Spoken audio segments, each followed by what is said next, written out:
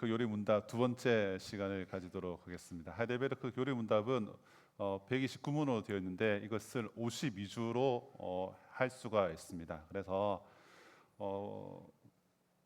네덜란드나 가보면 오전에는 이제 하나님의 말씀 듣고 오후에는 이렇게 매주마다 성경 공부를 하게 되어 있습니다. 그래서 우리가 오늘은 3문, 4문, 5문을 2문도 5문까지 다룰 터인데요. 우리가 짧은 시간에 다 다룰 수는 없고 오늘 핵심적인 거 두 가지를 좀 기억을 했으면 좋겠습니다. 오늘은 하이델베르크의 전체 구조에 대해서 세 구조로 나눌 수가 있는데요. 그래서 이 하이델베르크가 어떤 구조로 되어 있는지를 여러분 먼저 좀 잘 기억을 하셨으면 좋겠고, 두 번째는 오늘 이제 비참함에 대해서 살펴볼 건데 도대체 그 비참함의 의미가 무엇인지 그 단어의 뜻에 대해서 좀 아셨으면 좋겠습니다. 그래서 오늘 짧은 시간이지만 이 시간들을 통해서 하이델베르크는 이렇게 세 개의 구조로 되어 있구나, 그리고 비참의 의미가 무엇인지 알아가는 시간이 되었으면 좋겠습니다.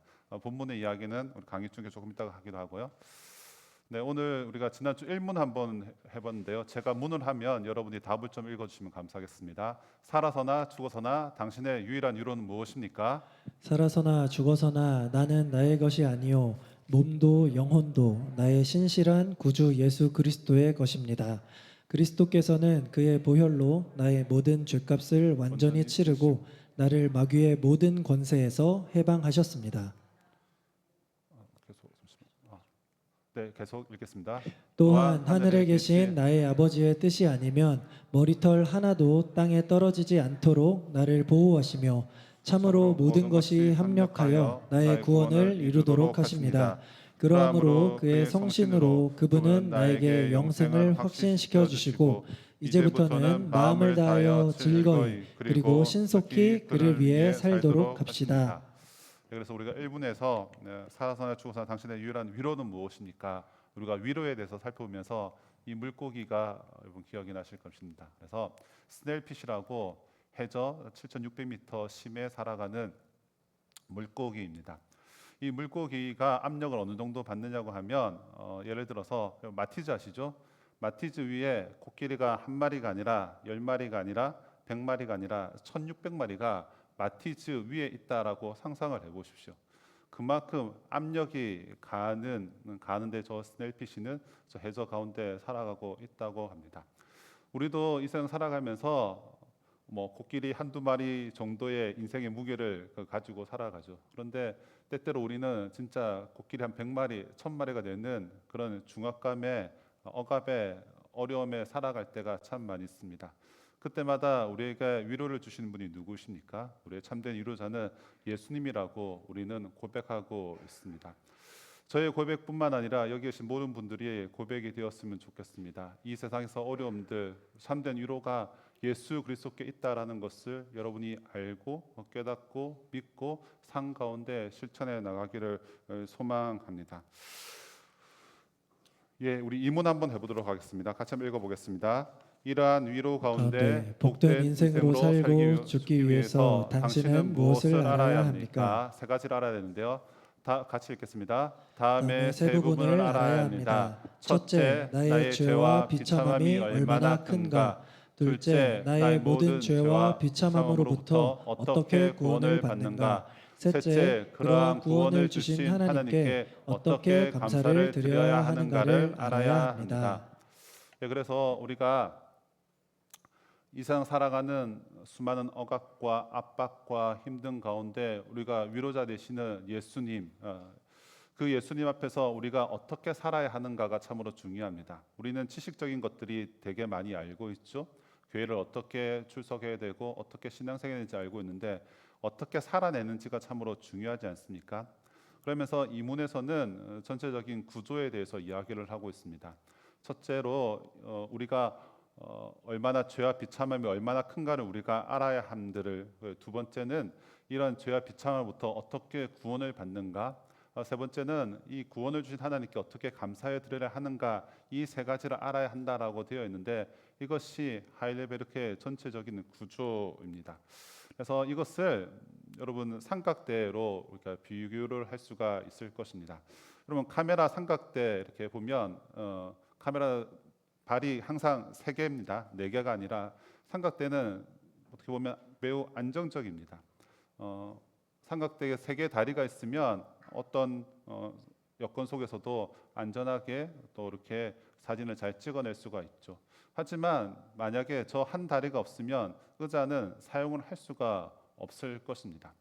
무엇을 말하는가 하면 우리가 이 구조에 대해서 어떤 한 가지만 우리가 잘 실천하는 것이 중요한 것들이 아니라 삼각대의 세 개의 다리가 쭉 뻗어 있어야 하듯이 이문에서 말하는 이 세 가지를 우리가 잘 알고 있을 뿐만 아니라 실천에 옮기는 삶을 살아가야 한다라는 것입니다. 다시 한번 이렇게 반복해서 말씀드리겠습니다. 첫 번째는 죄와 비참함의 다리입니다. 죄와 비참함이 얼마나 큰지를 우리는 알아야 되고, 두 번째는요, 그 죄와 비참함 가운데 우리에게 구원을 주시는 분이 누구이신지를 알아야 합니다. 그러면서 우리가 살펴보겠지만 사교도신경, 주기도문들을 살펴봄들을 통하여서 우리가 예수님께서 어떻게 우리에게 구원을 주시는지, 하나님의 구원 계획이 어떤 것인지를 우리는 살펴보게 될 것입니다. 그러면서 마지막 우리가 십계명 같은 것을 살펴보면서 그 구원을 주신 하나님께 어떻게 우리가 섬겨야 되는지, 감사해야 하는지를 살펴보는 것이 마지막에 나와 있습니다. 다시 한번 하이델베르크 교류 문답에서 다시 구조를 다시 한번 보도록 하겠습니다. 우리가 1, 2문은 서문입니다. 그래서 전체적으로 하이델베르크 교류 문답이 어떻게 진행되는지를 살펴보고요. 우리가 다음 주부터 좀 더 본격적으로 살펴볼 것은 이제 3문부터 11문까지는 전체적인 구조, 죄와 비참함에 관하여입니다. 그리고 2부에서는 우리 구속에 관하여, 구원에 관하여서 12문부터 85문까지 나와 있습니다. 그러면서 마지막 감사 86문부터 129문까지입니다. 다시 한번 그림을 반복해서 보여주는 것은 여러분들이 외우시기 위함입니다. 그래서 첫 번째 다리가 뭐라고요? 죄와 비참함. 두 번째 다리는요? 구원이죠. 세 번째는요? 섬김입니다. 그래서 우리가 죄와 비참함, 구원, 섬김 이 세 개의 키워드를 여러분 좀 기억을 하시길 바랍니다. 여러분 종교개혁 당시에 가장 강력하게 많이 설교하고 연구를 했던 성경이 바로 로마서입니다.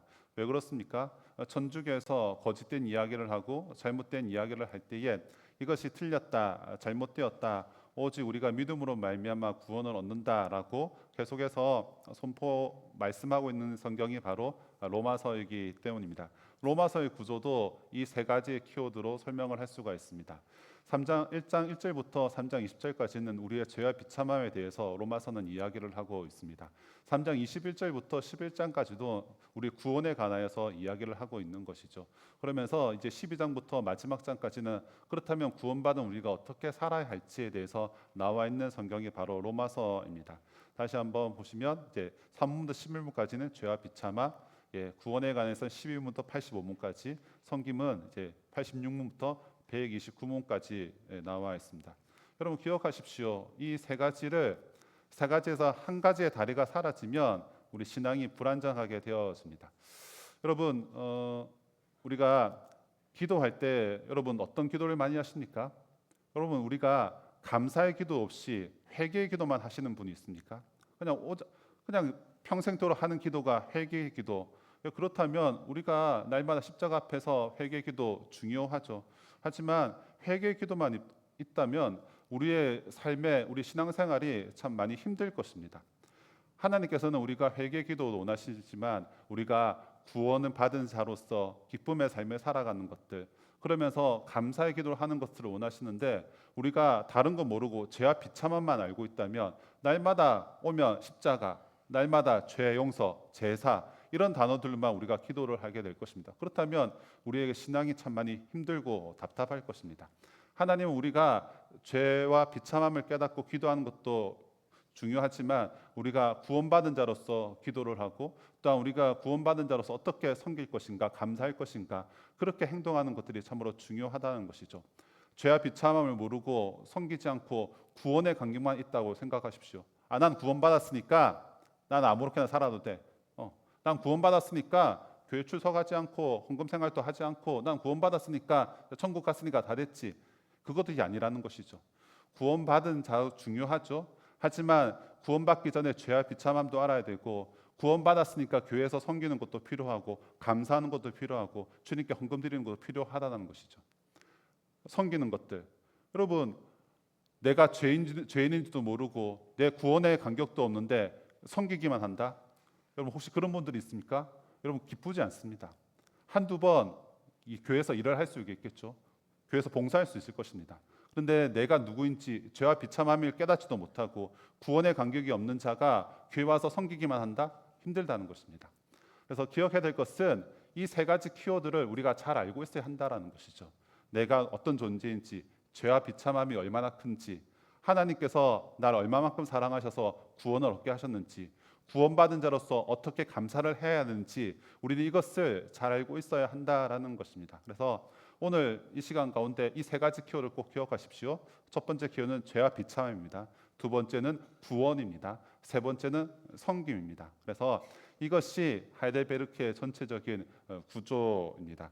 그렇다면 오늘 좀 더 살펴볼 것은, 그렇다면 이 죄와 비참함이 무엇인지에 대해서 좀 알아보려고 합니다.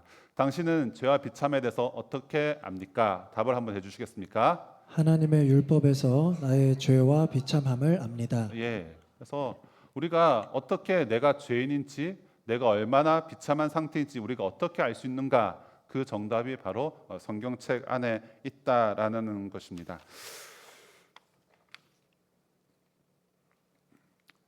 그러면서 이 비참함이라는 단어가 어디서 왔는가 하면 독일어 엘렌트라는 단어에서 왔는데요. 이 엘렌트는 쫓겨남이라는 단어에서 뜻을 가지고 있다라는 것이죠.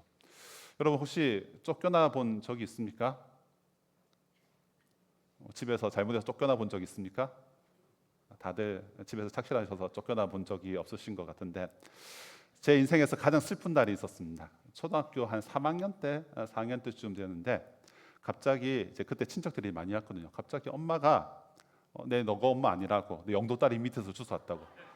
그 영도딸이 진짜 그 부산에 있는 영도딸이, 그 한 번씩 말하는 영도딸이가 저희 집 근처에 있었습니다. 제가 영도 사람이거든요. 이제 그날 진짜 펑펑 울었습니다. 내가 지금까지 믿었던 엄마가 저희 엄마는 이제 농담조로 했겠죠. 저거 네 엄마 아니라고, 영도딸이 밑에서 주워왔다고. 나 펑펑 울고 하는 그날 저희 엄마가 저 달랜다고 고생을 많이 했습니다. 일어나지도 않았지만 집에서 쫓겨나고 내가 이 집에서 살지 못한다는 것들이 왔겠죠. 아무튼 그날 펑펑 울었는데요. 또 한 가지 기억나는 것은 무엇인가 하면 제가 이래봐도 군대를 다녀왔습니다. 22사단 제가 다녀왔고 DMZ 들어가서 여러 가지 작전도 하고 이렇게 했는데 기억나는 장면이 있습니다. 제가 곱게 자랐거든요. 그래서 제가 결혼하기 전까지 거의 주방 출입을 하지 않았습니다. 라면도 제가 안 끓였습니다. 저희 누나들이 다 끓였고 제가 주방에 가는 걸 전혀 하지 않았습니다. 빨래 이런 거 해본 적이 없죠. 그래가지고 군대 처음 갔는데 이제 지금 어떤지 모르겠는데 그때는 이제 제가 속옷이라든지 양말이든지 이제 손수 다 빨았거든요. 처음으로 그걸 이제 제 손으로 빨아봤던 거죠. 예, 집에서 곱게 자랐던 저가 처음으로 빨래하면서 집이 많이 생각나고 부모님도 생각나고 많이 울었던 기억이 있습니다. 여러분 쫓겨났다는 것은 비참한 상황이죠. 쫓겨났다는 것은 참 많이 힘들고 어렵죠. 여러분 성경 내용 안에 이런 쫓겨남의 상태들이 되게 많이 나와 있습니다. 우리가 그것이 창세기부터 나오죠. 아담과 하와의 이야기를 여러분 잘 알고 계실 것입니다. 하나님께서 에덴 동산 그 기쁨의 시간들, 기쁨의 땅이라는 그 에덴 동산에서 벌거벗었으나 부끄러워하지 않는 그 아름다운 동산에 있었습니다. 하지만 선악과 사과나무 아닙니다. 성경 퀴즈 내면 사과나무라고 우리 아이들이 많이 적는데 선악과를 따먹었죠. 하나님께서 하지 말라고 명령하신 것들에 대해서 불순종하였죠. 에덴 동산에서 쫓겨나게 되어집니다. 동쪽으로 쫓겨나게 되어졌죠. 여러분 그 이야기가 에덴 동산에서 있었던 이야기뿐만 아니라 계속해서 이야기가 나옵니다. 우리가 또 잘 아는 이야기가 무엇입니까? 오늘 본문에 나왔던 가인과 아벨도 그렇죠. 가인과 아벨들도 하나님께 온전한 제사를 드리지 못하여서 가인은 떠돌이 인생, 추방당하는 인생을 살아가게 되어지죠. 오늘 본문에 나오는 이제 시편 137편 1절과 4절 말씀 같이 한번 읽어보도록 하겠습니다. 시작. 우리가 바벨론의 여러 강변 거기에 앉아서 시온을 기억하며 울었도다. 우리가 이방 땅에서 어찌 여호와의 노래를 부를까? 배경이 되는 것은 이것입니다. 지금 이스라엘 사람들이 포로 생활을 하고 있습니다. 바벨론으로 포로로 끌려갔다는 것입니다. 그래서 바벨론에 앉아서 지금 거기 있는 사람들이 너 한번 노래 불러보라고, 여호와 노래 불렀던 그 노래를 여기서 불러보라고 비아냥거리고 있는 것입니다. 이방 땅에서, 바벨론 땅에서 그들은 고향에 가고 싶지만 포로된 입장에서 그들은 갈 수가 없는 상황입니다. 이방 사람들이 놀림조로 너희들 그 예루살렘 성전이 있다며 거기서 불렀던 노래 한번 불러보라고 그렇게 하고 있었을 때에 그 이스라엘 사람들의 심정은 어떠했을까요? 추방당한 사람 인생, 쫓겨난 인생 가운데 그들의 심정을 시편 137편들은 이야기를 하고 있는 것입니다. 여러분, 뿐만 아니라 성경 이야기뿐만 아니라 우리가 이 시대 살아가는 우리들에게도 쫓겨남, 추방 이야기가 우리는 뉴스를 통해서 알 수가 있죠. 보트 피플이라고 들어보셨을 것입니다. 나라를 잃은 사람들이 그런 보트 함께 그 달려가지고 생사를 알 수 없고 아무튼 어려운 시간들 가운데 바다에 떠돌이 생활하면서 이 나라에서도 받아주지 않고 저 나라에서 받아주지 않고 땅을 밟지 못하는 보트 피플들, 시리아 난민들. 여러분 낚시 좋아하십니까? 여러분 물고기가 물 속에 있지, 우리는 낚시 물고기 잡는다고 하지만 물고기 입장에서는 어떻습니까? 내가 있어야 할 곳은 물 아닌데 그곳을 떠나게 되어서는 그는 죽음이라는 단어와 동일한 것이죠. 여러분 우리는 하나님의 형상으로 지음을 받았습니다. 그렇다면 우리가 하나님의 형상대로 살아야 하는데 그렇지 못한 우리들의 모습이 바로 비참한 상황, 모습, 쫓겨난 모습이라고 할 수가 있는 것입니다. 사랑하는 성도 여러분들, 우리는 기억을 해야 합니다. 우리의 상황은 비참한 상황이 있습니다. 에덴 동산에서 쫓겨났던 아담과 하와의 모습들, 가인의 모습들, 바벨론의 포로된 모습들, 보트 피블처럼 우리가 그런 어려움들을 우리는 당하지 않고 있지만 우리는 어떻게 우리의 삶들을 도우면 이 세상 가운데 또한 쫓겨난 추방, 비참한 상태에 놓여 있는 것이 저와 여러분의 모습일 것입니다. 하지만 우리는 기억을 해야 합니다. 하나님은 우리들의 모습을 보시고 이렇게 위로를 하십니다. 우리 이사야서 말씀 한번 같이 한번 읽어보도록 하겠습니다. 시작. 너희의 하나님이 이르시되 너희는 위로하라, 내 백성을 위로하라. 너희는 예루살렘의 마음에 닿도록 말하며 그것에게 외치라. 그 노역의 때가 끝났고 그 죄악이 사함을 받았느니라. 그의 모든 죄로 말미암아 여호와의 손에서 벌을 배나 받았느니라 할지니라 하시니라. 여러분 하나님은 우리가 어떤 상황에 놓여 있는지를 잘 알고 계십니다. 바벨론의 포로 생활에 있는 그 70년의 시간들 가운데 어떻게 하십니까? 그를 출바벨론하게 하시죠. 성경의 이야기들 다시 한번 쭉 보시면 하나님은 이스라엘 사람들을 사랑하십니다. 애굽에서 어려움을 겪고 있었을 때 하나님께서 어떻게 하셨습니까? 출애굽하게 하셨죠. 이스라엘 백성들이 또 잘못을 하였습니다. 바벨론에 거하게 되었죠. 하지만 하나님께서는 그 사람들을 그곳에 계속 머물게 하신 것들이 아니라 출바벨론하게 하십니다. 하나님은 어떤 분이십니까? 우리는 이 세상에서 살아가고 있습니다. 세상 사람들과 살아가고 있죠. 하지만 기억해야 될 것은 출애굽하게 하신 하나님, 출바벨론하게 하신 하나님께서 동일하게 우리를 출세상하게 하셔서 하나님 나라로 이끄신다라는 것입니다. 하나님께서 애굽 사람들을 건져냈듯이 바벨론 사람들을 구원해 주셨듯이 이 세상 살아가는 2020년도, 23년도 살아가는 우리들에게 하나님은 찾아와 주셔서 우리를 구원해 주시고 건져 주신다라는 것입니다. 죄의 상황, 비참한 상황들에 있는 우리들에게 직접적으로 찾아와 주셔서 말씀하여 주시고 깨닫게 해주시고 구원해 주시는 분이 바로 우리 주님이시라는 것입니다. 이스라엘 사람들에게 바벨론 사람들에게 건져 주심, 그것들이 위로가 되겠죠. 하지만 궁극적으로 더 큰 위로가 우리에게 주어집니다. 우리 말씀 누가복음 22장 말씀 같이 한번 읽어보도록 하겠습니다. 예루살렘에 시몬이라 하는 사람이 있으니 이 사람은 의롭고 경건하여 이스라엘 위로를 기다리는 자라. 성령이 그 위에 계시더라. 이스라엘 사람들에게 건져주는 것, 다시 예루살렘에 돌아오는 것들이 위로이겠죠. 하지만 더 큰 위로, 가장 강력한 위로는 무엇인가 하면 저 오타가 났습니다. 누가복음 2장입니다. 2장인데 오타가 났습니다. 이스라엘 위로를 진짜 위로는 위로자 되시는 예수님이 오심들을 통하여서 우리에게 참된 위로가 되어 주시는 것입니다. 시므온이 참된 위로자를 기다렸지 않습니까? 그 기다렸던 것이 말년에 이루어지게 되어지죠. 성경 읽어보겠습니다. 아들을 낳으리니 이름을 예수라 하라. 이는 그가 자기 백성을 그들의 죄에서 구원할 자이심이라 하니라. 예, 우리는 죄와 비참한 상황에 놓여 있습니다. 쫓겨난 상황들, 추방된 삶의 모습들, 이 세상에서 살아가게 있죠. 죄의 모습으로 얼룩진 세상에서 살아가고 있습니다.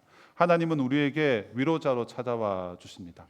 출발벨론하게 하시고 출애굽하게 하신 하나님께서는 우리에게 참된 위로자를 허락하여 주십니다. 그분이 바로 예수 그리스도이십니다. 일문에서 우리의 참된 위로자가 누구이신가라고 질문을 하고 있죠. 그로자가 바로 예수 그리스도라고 우리가 고백하였듯이 우리는 기억을 하고 있어야 합니다. 이러한 죄와 비참한 상황들 가운데 우리를 건져주시고 참된 위로자는 예수 그리스도밖에 없다라는 것을 여러분들이 믿고 의지하시기를 바랍니다. 우리 사문 한번 읽어보도록 하겠습니다. 제가 문을 하고 여러분 답을 해주십시오. 하나님의 율법이 우리에게 요구하는 것은 무엇입니까? 그리스도는 마태복음 22장에서 이렇게 요약하여 가르치십니다. 내 마음을 다하고 목숨을 다하고 뜻을 다하여 주 너의 하나님을 사랑하라 하셨으니 이것이 크고 첫째 되는 계명이요 둘째는 그와 같으니 내 이웃을 내 몸과 같이 사랑하라 하셨으니 이 두 계명이 온 율법과 선지자의 강령이니라. 예. 여러분 우리가 언약이라는 단어를 여러분 많이 들으셨을 것입니다. 성경은 언약이라는 키워드로 창세기부터 계시록까지 다 설명을 할 수가 있을 것입니다. 언약이라는 개념 우리가 오늘 오전 설교도 들었지만 하나님께서는 약속을 하여 주셨죠. 하나님께서는 우리를 사랑하여 주시고 보호하여 주신다. 그렇다면 우리는 하나님을 어떻게 대해야 할 것인가? 사랑하며 섬겨야 한다라고 이야기를 하고 있습니다. 그래서 제가 먼저 넘길게요. 그래서 성경에는 우리가 해야 할 것들과 하지 말아야 할 것들이 있습니다. 613가지의 명령함들이 있습니다. 365가지와 248가지로 나누어지면서 해야 할 것들과 하지 말아야 할 것들에 대해서 이야기를 하고 있습니다. 이것을 간단하게 10가지로 줄이면 10계명이죠.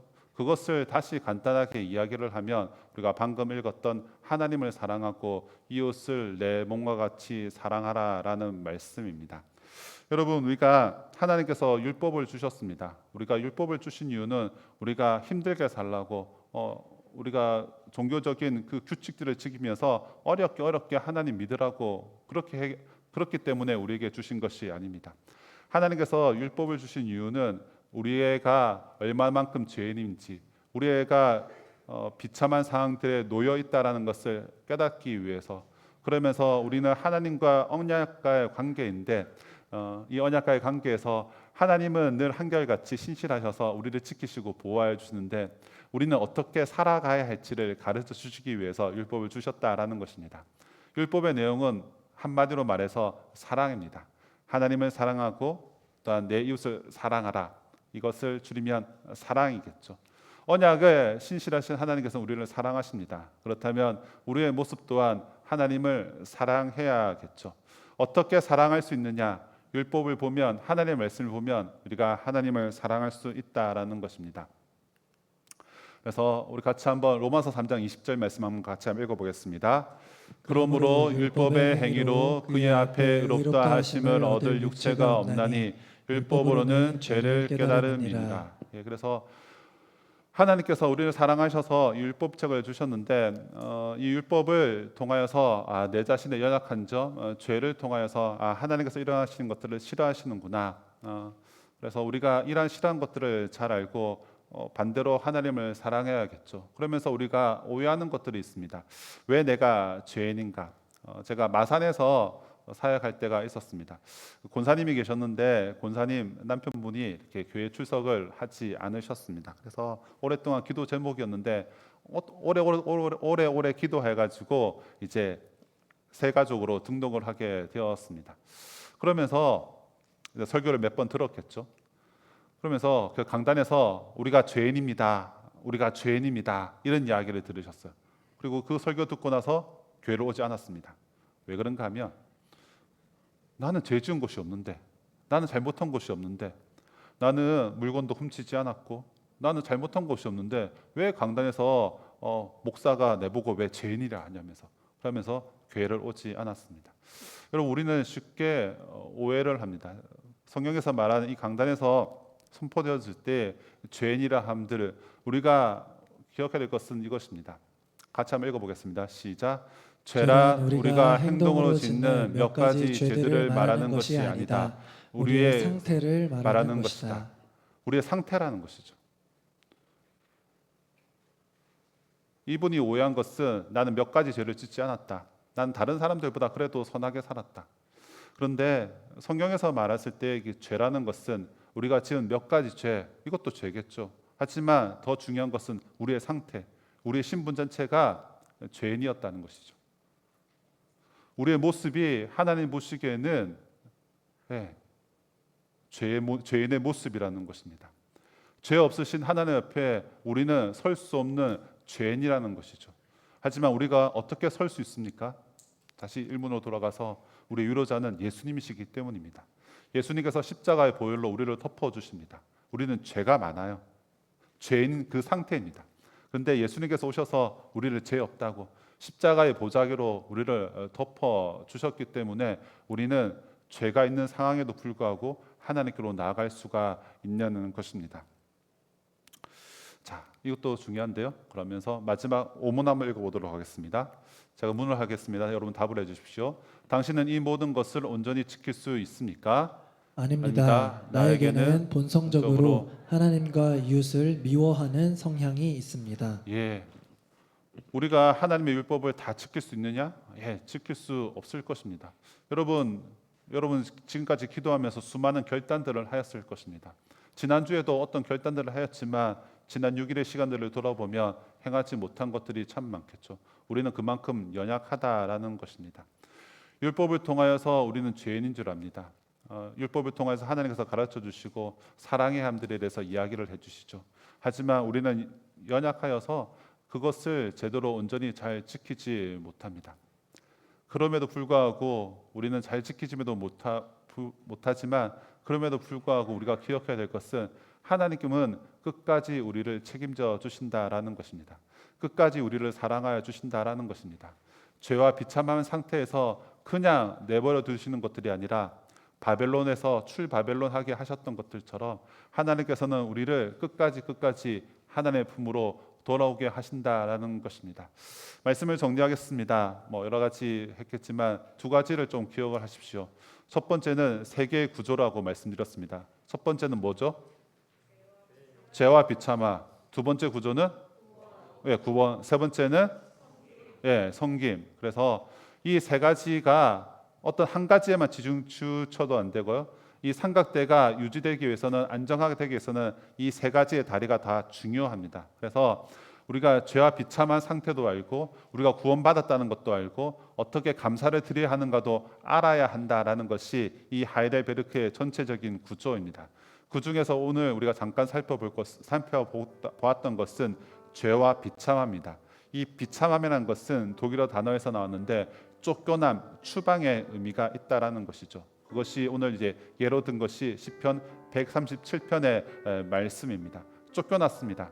하지만 하나님께서는 쫓겨난 상태로 방치해 두신 것이 아니라 시편 말씀을 통하여서 위로하여 주시죠. 돌아오게 하십니다. 그런데 가장 궁극적으로 우리에게 위로해 주시는데 그분이 바로 시몬이 기다렸던 위로자, 마태복음 1장 21절에서 말하는 예수 그리스도가 우리의 위로자가 되어 주신다라는 것입니다. 그러면서 우리에게 율법을 주십니다. 율법을 통해서 내가 죄인인지를 깨닫기를 원하시죠. 말씀이 우리 안에 거울이 되어지는 것입니다. 그 말씀들 우리는 우리의 힘으로 의지로는 다 감당할 수가 없습니다.